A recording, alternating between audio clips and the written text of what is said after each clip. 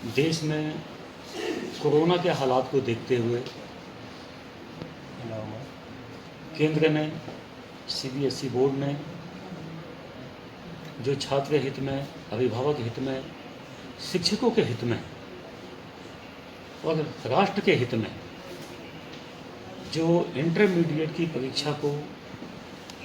निरस्त करने का निर्णय लिया है,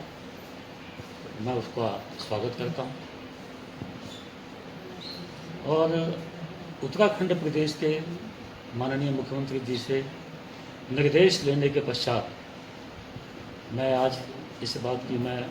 घोषणा करता हूं कि उत्तराखंड प्रदेश के हित में और बच्चों के जीवन को देखते हुए, कोविड महामारी की समस्या को देखते हुए, छात्र हित, शिक्षक हित, अभिभावक हित, सबके हित में सीबीएसई बोर्ड का डिसीजन का स्वागत करते हुए मैं उत्तराखंड प्रदेश में भी इंटरमीडिएट की परीक्षा को निरस्त करने का हमने निर्णय ले लिया है।